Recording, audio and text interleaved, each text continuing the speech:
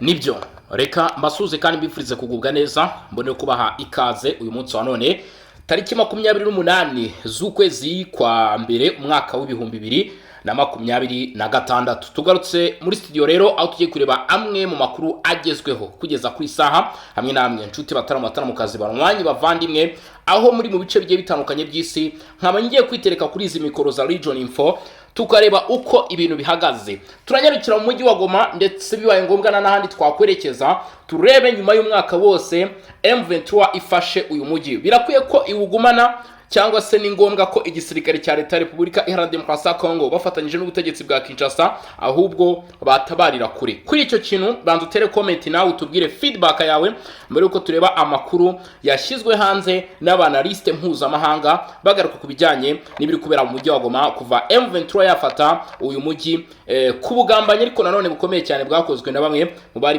mu gisirikare cya leta ya Kongo FARDC icyo gihe mu ntangiriro z'umwaka w'ibihumbi 2025. Mbere yuko dukomeza banza ukande subscribe cyangwa se sabone unyarukire no kuri Barore TV ukande subscribe ujye muri group yacu ya WhatsApp ya Region Info ni group yacu ya songa mbere kabisa ukande mu byukuri kuri link tuba twateretse muri comment link igaragara muri comment hanyuma y'ibyo byose nanjye rero ndi hano kugira ngo mu byukuri twinjire mu kibuga turebe uko ibintu bihagaze turebe uko byifashe hirya no hino mu bice bigiye bitandukanye ndetse ndagira ngo nkumenyeshe ko atari amakuru yo mu mujyi wa Goma nyine gusa tugufitiye ahubwo kuri front line ku mirongo y'imbere ku rugamba mu mirwano turaza kugenda tureba uko byifashe aha za Kaziba aha za Karehe aho hose turaza kugenda tureba uko byifashe impunzi zikomeje kugenda zirushaho kwiyongera ari nako ibibazo byo kuzifasha nabyo birushaho kuba ibindi mwabantu mwe abarenga miliyoni 7 bamaze kuva mu byabo kuva intambara y'umutwe wa 23 yatangira kuva intambara y'imitwe yitwaje intwaro yatangira imitwe bivuga ko ishyigikiwe n'ibihugu by'amahanga ikomeje kugira ingaruka ikomeje guteza ingorane ikomeje guteza imivugararo imidugararo ikomeje guteza ibibazo nge nka Bosco Mutaramu cyane rero tukaba tugiye kureba situation iri kugaragara mu mujyi wa Goma raporo yasohowe kuwa gatanu n'umuryango International Crisis Group igaragaza ko intambara ikomeje mu burasirazuba bwa Repubulika ya Demokarasi ya Kongo nubwo habayeho amasezerano y'amahoro yashyizweho umukono hagati ya Kinshasa na Kigali ndetse hagati ya leta ya Kongo n'inyeshyamba za M23 kugeza uyu munsi ibibazo Repubulika ya Demokarasi ya Kongo ifite ivuga itangaza yerura ivuga ko ari ikibazo gituruka kuri leta y'u Rwanda ndetse n'ikibazo cy'umutwe witwaje na 23 ariko ibyo bibazo bikaba bibumbatiye hamwe gusa mu rwego rwo kuba izi mpande zombi zishinjwa kuba ikibazo kuri Repubulika ya Demokarasi ya Kongo zarahakanye ko zifite aho zihuriye mu minsi yashize byatumye Repubulika ya Demokarasi ya Kongo yemera gutandukanya ibibazo M23 ikibazo cyayo kiza ukwayo u Rwanda narwo ikibazo cyarwo kiza ukwarwo ubu amasezerano yarasinwe nyuma yo gusinwa se bihagaze bite iyi raporo yiswe The M23 Offensive Inclusive Peace in the Great Lakes yashyizwe hanze n'ikigo International Crisis Group igaragaza ko hari ikinyuranye gikomeje kwiyongera hagati y'imbaraga za diplomasi zakozwe i Washington ni Doha nibiri kubera ku rugamba ku butaka inyeshyamba za M23 bivuga ko zishyigikiwe n'ingabo z'u Rwanda zikomeje kwagura ndetse no gukomeza ubugenzuzi bwazo ku bice binini byo mu ntara za Kivu y'Amajyaruguru na Kivu y'Amajyepfo ngira ngo urabyumva ko twaduhere mu mizi yaho ibintu bigeze kugira ngo tugere no kuri situation kuva kuho ibibazo biri turebe asa abashaka kubikemura bari kubikora gute iki kigo International Crisis Group muri raporo yacyo ikomeza ivuga ko ifatwa ry'umujyi wa Goma muri Mutarama 2025 ryabaye intambwe ikomeye mu ntambara bituma M23 n'ishami ryayo rya politique Alliance Fleuve Congo bashyiraho ubuyobozi bubangikanye mu duce bafashe iraporo ivuga ko ubu M23 igenzura ubuso bunini kurusha ubundi bwose bwigeze kugenzurwa n'umutwe w'inyeshyamba mu burasirazuba bwa Repubulika ya Demokarasi ya Kongo kuva mu ntambara zo mu myaka y'1990 kugeza mu 2000 iraporo ivuga ko ifatwa ry'umujyi wa Goma muri Mutarama ryabaye intambwe ikomeye mu ntambara bituma n'ishami rya politike bashyiraho ubuyobozi bubangikanye ibavuze ngo ubuyobozi bubangikanye babashatse kuvuga iki cyangwa se babashatse gusobanura iki bashatse kugaragaza ndetse no kwerekana yuko guverinoma mu by'ukuri imyanya yayo nayo hari ibice bayoboramo hari ibice biyoborwa na Wazalendo hari ibice biyoborwa na M23 raporo ivuga ko ifatwa ry'umujyi wa Goma muri Mutarama 2025 byabaye intambwe ikomeye mu ntambara bituma M23 n'ishami ryayo rya politike abise bashyiraho ubuyobozi bubangikanye mu duce bafashe. Iyi raporo ivuga ko ubu M23 igenzura ubuso bunini kurusha ubundi bwose. Ku rundi ruhande rw'ubutabazi n'imibereho y'abaturage, raporo igaragaza ko ikibazo gikomeje gukomera. Hari abaturage babarirwa muri za miliyoni bahunze, serivisi z'ubuzima n'uburezi zarahungabanye bikomeye, kandi ihohoterwa rikorerwa abasivili racyakomeje. Byongereyeho ko ibikorwa by'ubutabazi bigenda biguru ntege bitewe n'umutekano muke birushaho kugorana. Amashuri yarafunze, ibigo nderabuzima, ibitaro, abashaka kugeza ibiribwa ku baturage. Ubu ngubu ni isibaniro. Ku rwego rwa diplomasi, International Crisis Group ivuga ko amasezerano yashyizweho umukono mu 2025 arimo ayo i Washington hagati ya leta ya Repubulika Iharanira Demokarasi ya Kongo n'u Rwanda, nayo idoha hagati y'agahenge karambye idoha hagati ya leta ya Kongo na M23 atabashije gutuma habaho agahenge karambye. Raporo igaragaza ko umwuka mubi ukomeje mu karere, cyane cyane hagati y'u Rwanda n'u Burundi, bikaba bishobora gutuma intambara yaguka mu karere kose k'ibiyaga bigari. Iyi raporo irasaba abafite ijambo rikomeye muri diplomasi mpuzamahanga barimo Leta Zunze Ubumwe za Amerika, Qatar n'ibihugu bya Afurika kongera imbaraga mu gushakira umuti ikibazo hagamije kugera ku gahenge nyakuri, gukumira ko intambara yaguka mu karere ndetse no kubahiriza ubusugire bw'ubutaka bwa Repubulika Iharanira Demokarasi ya Kongo. Iyo ni International Crisis Group. Muri raporo yabo bise icyo bita bayise the M23 de plutôt turimo turabishyira mu Gifaransa no mu Cyongereza, ariko ni raporo ivuga ngo the M23 offensive inclusive peace in the Great Lakes. Ngira ngo murimo murabyumva uko iyi raporo yashyizwe hanze na International Crisis Group ibivuga cyangwa se ibigaragaza mw'abantu mwe. Si ibyo gusa tugiye kuba twagarukaho, ahubwo tugiye no kureba n'andi makuru akomeye cyane n'izindi nyungo, twibanda ku mwuka uri kugaragara, ku mwuka urangwa mu mujyi wa Goma. Igoma hashize umwaka uyu mujyi mu maboko ya M23. Ubu ngubu hari ibibazo, abaturage baravuga ko ari hungabana, abaturage bahangayikishijwe n'ubwoba bukurikiwe n'ubukene. Hashize hafi umwaka tuvugishije ukuri, umwe mu mitwe w'inyeshyamba wa M23 ushyigikiye bya gisirikare n'u Rwanda ngo ufashe umujyi wa Goma, umurwa mukuru na Kivu y'Amajyaruguru, ni ku wa mbere tariki 27 Mutarama 2025 ubwo uwo mujyi wagwaga mu maboko y'izo nyeshyamba nyuma y'imirwano ikaze yazihuje n'ingabo za leta ya Repubulika Demokarasi ya Kongo FARDC zafashwaga n'abafatanyabikorwa bazo barimo abasirikare b'ibihugu bigize SADC, abacansho b'abanyaburayi n'inyeshyamba za Wazalendo. Kuva icyo gihe imibereho y'abatuye Goma yarahindutse cyane mu rwego rwo kwibuka uwo munsi w'imyaka umwe ushize urangwa n'imibereho idasanzwe irimo kubura serivisi za banke.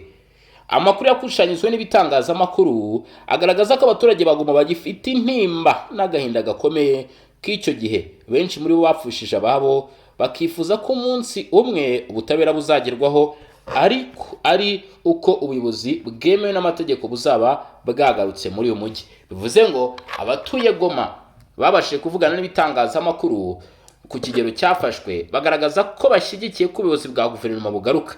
Imiryango myinshi iri mu cyunamo kuva ku itariki 27 Mutarama 2025 kugeza none magingaya. Madamu Nema, umubyeyi w'imyaka isaga 30 utuye mu gace ka bita Office 1 cyangwa Office A mu murenge wa Karisimbi hafi y'ikibuga cy'indege mpuzamahanga cya Goma, arakibuka umwana we w'umuhungu wari ufite imyaka 10 wishwe ku wa mbere tariki 27 Mutarama 2025 rugikubita. Ngo uwo mwana yarashwe n'umusirikare wa FARDC mu gihe habagaho kurasana hagati y'ingabo za leta n'inyeshyamba za M23 mu mirwano yo guharanira kwigarurira ikibuga cy'indege cya Goma cyaje gufatwa n'inyeshyamba.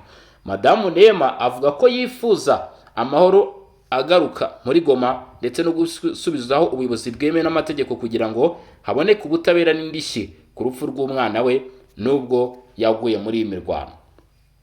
Ku wa mbere ku itariki 27 ati napfushije umwana wanjye wari ufite imyaka 10, yarashwe arapfa. M23 mu by'ukuri bigaragara ko amasasu yaraturutse ku ruhande rwa guverinoma ubwo bari guhangana n'inyeshyamba zinjiraga mu mujyi. Abasirikare ba FARDC bari batangiye kurasa, ariko kandi bigaragara ko basubira inyuma. Twari dutuye ku muhanda wa Plaine, twari twatangiye kwinjira mu nzu. Abasirikare ba FARDC bagenaga mu by'ukuri bahunga basubira inyuma. Bageze iwacu urugamba rwarakomeye cyane, binjiye mu nzu mu by'ukuri ngo cyane cyane ko byagaragara ko hari ironde ryari givanze n'ibisambo. Mu by'ukuri ngo amasasu menshi yaravuze afatwa uyu mwana, ngo umwana wanjye w'imyaka 10 hari mu bagizweho ingaruka n'ayo masasu yaraswaga mu gace ka Mabanga y'Amajyepfo, ngo nako kari mu murenge wa Karisimbi hafi y'ibitaro bikuru bya Kivu y'Amajyaruguru. Emile nawe yibuka urupfu rwa mushikiwe muto ngo wapfuye mu gitondo cyo ku itariki 27 Mutarama 2025 ubwo inyeshyamba zinjiraga mu mujyi. Uwo mwana ngo yakubiswe n'isasu ryanyuze ku gisenge cy'inzu rikamufata mu gatuza kubera imirwano ikaze. Kumujyana kwa muganga ngo byari bigoye, yatakaje amaraso menshi hanyuma aza gupfira mu bitaro. Umubyeyi aragira ati mu gitondo cyo kuwa mbere tariki 27 twumvise amasasu menshi nibwo M23 yinjiraga muri Goma. Hari hakiri abasirikare ba FARDC bari ku misozi itandukanye Goma niho imirwano yabereye. Inzu yacu ifite amagorofa kandi ireba muri uwo musozi. Isasu ryanyuze mu nzu rifata mushiki wanjye muto witwaga Kenaya. Ntitwashoboraga kumujyana kwa muganga kubera amasasu, yatakaje amaraso menshi. Nyuma y'amasaha make twabonye akanya ko kumujyana kwa muganga, ariko abaganga batubwiye ko yamaze gupfa. Twabaye dushobora gutangira icyunamo nyuma, niko yabitangaje. Ubukungu n'imibereho byasubiye inyuma cyane. Abandi baturage bavuga ko ubuzima muri rusange bwasubiye inyuma mu nzego hafi ya zose kuva Goma yafatwa. Nubwo ibikorwa bimwe byasubukuwe, ubukungu ntiburazamuka. Banki n'ibigo by'imari biracyafunze. Mbere y'uko Goma ifatwa, amafaranga yari yarakuwe mu mujyi ajyanwa i Kinshasa, bituma abaturage babura amafaranga yo gukoresha.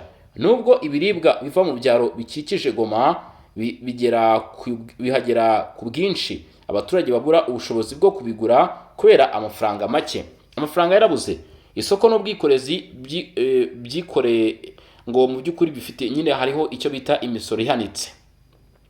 Mu masoko cyane cyane irya Virunga, abacuruzi bavuga ko bahanganye n'ingorane zikomeye. Madamu Chantal Turinabo Bifuko acuruza ibirungo avuga ko abakiriya bagabanutse cyane bitewe nuko kubura amafaranga n'imisoro mishya yashyizwe na FM23. Amafaranga y'imisoro yavuye ku mafaranga agera ku bihumbi 10 y'amafaranga ya Kongo agera ku madolari 20 y'Amerika ku kwezi, bikaba biremereye cyane abikorera. Imisoro ngo yabaye myinshi cyane. Iyo uzanye umutwaro umwe gusa ngo uhita usora.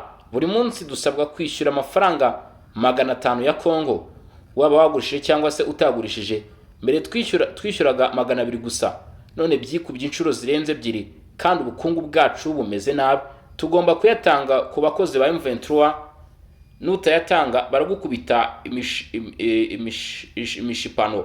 Amafaranga ntazenguruka, sinshobora kugurisha nkuko byahoze kubera ko banki zifunze, niko yabisobanuye uyu muturage. Uwitwa Robert utwara moto avuga ko yagabanyije ingendo kubera imisoro myinshi ishyirwaho n'ubuyobozi bushya igera hafi ku madolari 500 y'Amerika. Reka twumve iby'uyu muturage nawe. Muri make mu bigaragara, abaturage mu mujyi wa Goma bakomeje kugorwa n'ubuzima. Robert utwara moto ati biragoye gukora akazi kanjye kuko taxi kubera imisoro myinshi. Uretse amafaranga 2500 ya Kongo twari dusanzwe dutanga buri munsi, ubu badusaba icyitwa ngo fitnet ya madolari 70, uruhushya rwo gutwara imodoka rw'amadolari 120, isuzuma ry'imodoka rya madolari 280 n'ubwishingizi, byose hamwe ngo birenze amadolari 500. Niko uyu abisobanura. Atukwihangana ko abaturage n'isubukurwa ry'ibikorwa bimwe, bivuze ngo hakurikijwe ibiri kugaragara ukwihangana ko abaturage kurimo kuragenda gushira. Ati nubwo ubukungu butameze neza, abaturage bagoma bagaragaza ukwihangana. Bamwe bahangayika imirimo mishya yo kwibeshaho. Amashuri yarangije umwaka w'amashuri wa 2024-2025 ngo kandi umwaka wa 2025-2026 watangiye muri Nzeri. Ingendo zo mu mazi ku kiyaga cya Kivu hagati ya Goma na Bukavu zarasubukuwe, ariko ikibuga cy'indege kirafunze.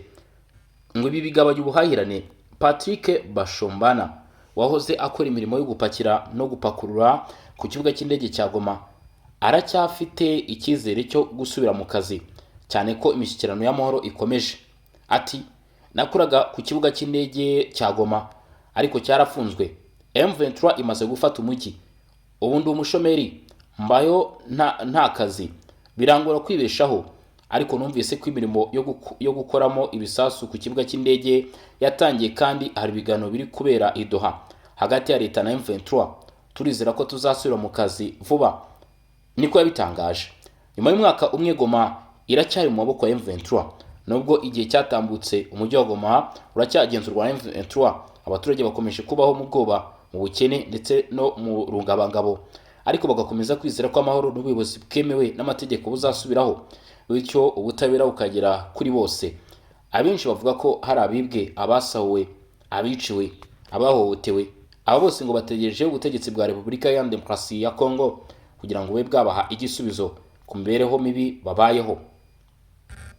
Kubera ibura rikomeye ry'ingengo y'imari, leta ya Repubulika Iharanira Demokarasi ya Kongo n'abafatanyabikorwa ubutabazi bwihutirwa batangije kwa gatatu tariki 28/2026 Kinshasa ubusabe bwihutirwa bwa miliyari 1.4 z'amadolari y'Amerika agamije gufasha abaturage bugarijwe n'ibibazo bikomeye by'ubutabazi mu mwaka wa 2026. Aya mafaranga agenewe gufasha abantu miliyoni 7.3 mu gihe abagera kuri miliyoni hafi 15 bafite ibibazo bikomeye by'ibanze nk'ibiribwa, ubuvuzi n'ubwishingizi bw'umutekano. Iyi mibare igaragaza igabanuka rikomeye ugereranyije n'umwaka wa 2026 aho abantu miliyoni 11 aribo bateganyijwe gufashwa. Ishami ry'umuryango w'abibumbye rishinzwe ibikorwa by'ubutabazi OECA rivuga ko iyo ngamba igaragaza gushyira imbere abantu bafite ibyago byihuse byo kubura ubuzima bitewe n'uko ubushobozi bw'imari bwagabanutse cyane. Mu mwaka wa 2025 ingaruka zibura ry'amafaranga zagaragaye ku buryo bukomeye. Ibigo birenga igihumbi byita ku mirire y'abana byarafunzwe, bituma abana barenga ibihumbi 390 bafite imirire mibi ikabije babura ubufasha bw'ingenzi. Nanone abantu bagera kuri miliyoni 1.5 babuze serivisi z'ubuvuzi bw'ibanze kubera gufungwa kw'amavuriro kubera imiti n'ubushobozi buke bwo kwirinda ndetse no kurwanya indwara z'ibyorezo. Ubufasha mu byo kurya nabwo bwaragabanutse cyane bugera kuri 73%, bituma abaturage batishoboye barushaho guhura n'inzara, ubukene bukabije ndetse n'ibindi bibazo kugeza uyu munsi bigaragara ko bibugarije. Mbese Goma n'urungabangabo. Abaturage baravuga bati butinze gucya ntabwo tuzarota Goma isubira mu buyobozi. Ati ko uyu munsi biragoye cyane, ducaginga imisoro myinshi kandi aho amafaranga ava ntiyagishoboka. Ku mibereho y'abari mu mujyi wa Goma wabivuga bukira bugacya. Umuyobozi w'ibikorwa by'ubutabazi bwa Loni muri Repubulika Iharanira Demokarasi ya Kongo Bruno Remarque yavuze ko guhuza ibikenewe byinshi n'amikoro make bibatera gufata ibyemezo bigoye cyane. Yashimangiye ko hakenewe inkunga ikomeye kandi nshya kugira ngo habeho gufasha abaturage kubungabunga icyubahiro cyabo ndetse no kwirinda ko amamiliyoni y'abantu babura inkunga irengera ubuzima bwabo. Uyu mugambi w'ubutabazi waje mu gihe uburasirazuba bwa Repubulika Iharanira Demokarasi ya Kongo bukomeje guhura n'intambara n'imvururu zikomeye kuva muri Mutarama 2025, cyane cyane muri Nord Kivu, Sud Kivu ndetse na Ituri. Izi ntambara zatumye abaturage benshi bahunga, zituma gutunga ubutabazi bigorana kurushaho kubera ibibazo by'umutekano n'iteze z'ubuyobozi. Bruno Remarque yahamagariye impinduka mu buryo bw'ubutabazi mu buryo bikorwamo, avuga ko nubwo ubutabazi bukiza ubuzima butakemura imizi y'ibibazo kandi ko amahoro n'ibisubizo bya politike ari byo shingiro rirambye. Yongeyeho kandi gushimira ubwihangane n'ubufatanye bw'abaturage ba Kongo, cyane cyane imiryango yakiriye abahunze ibagaburira kandi ikabacumbikira nubwo ifite bike. Yanimukije ko leta ya Kongo ifite uruhare rukomeye mu korohereza ibikorwa by'ubutabazi. Nubwo ikibazo cy'ubutabazi muri Repubulika ya Demokarasi ya Kongo kidakunze kuvugwa cyane ku rwego mpuzamahanga, gikomeje kuba kimwe mu bimaze igihe kirekire kandi byirengagizwa ku isi. Ku rwego mpuzamahanga, ihagarikwa ry'inkunga y'ubutabazi itangwa na Leta Zunze Ubumwe za Amerika ryagize ingaruka zikomeye muri Repubulika ya Demokarasi ya Kongo, cyane cyane mu burasirazuba gahunda y'ubutabazi no 2025 yari ifite agaciro ka miliyari 2.54 z'amadolari yatewe inkunga ku gipimo cya 22% gusa, nubwo Amerika yari yaratangaje ko izatanga miliyari 2 z'amadolari mu 2026 mu kigega cya Loni. Irashaka no guhindura uburyo ubufasha mpuzamahanga butangwamo. Ese uburyo Amerika ishaka guhindura ntibushobora kuzagira ingaruka zikomeye cyane ku buzima bw'abatuye Repubulika Iharanira Demokarasi ya Kongo bugajwe n'akaga ariko batahisemo? Reka tubitege amaso turebe ejo habatuye Repubulika Iharanira Demokarasi ya Kongo ameze gute. Twakwitega iki? Ibi byose nibyo kwitega koko, ariko ikibazo nanone cy'imitwe itwaje intwaro igaragara mu burasirazuba bw'iki gihugu, abenshi bavuga ko iramutse ihagaritswe cyangwa se ibikorwa byayo bihagaritswe aribwo byabasha kubaho ko umutekano n'amahoro biboneka muri iki gihugu. Kugeza ubu ngubu amakuru agaragaza ko Repubulika ya Demokarasi ya Kongo igerageza kugenda ifata ingamba zikomeye cyane zo guhagarika ndetse no guhakana n'izamuka ry'ikibazo cy'abaturage benshi bagenda bava mu byabo, ariko ntabwo kirabonerwa umuti. Hifashishwa inzira z'ibiganiro, hakifashishwa kandi n'inzira zishoboka izo ari zo zose, ariko kandi igisubizo nyakuri ntabwo kiragaragara. Njye nari Bosco Mutaramu cyane, iyi ni Region Info. Niba utarakanda subscribe cyangwa se s'abone, nicyo gihe nako kanya kugira ngo bikore. Wamaze kubikora bravo kandi salute. Turaza gusubira mu masaha ari imbere, nanone tureba andi makuru abagezweho, by'umwihariko turagaruka no ku mirongo imbere ku rugamba, turebe ibyahiriwe. Murakoze cyane, murakarama, mugire ibihe byiza. Ciao ciao, hasta la vista.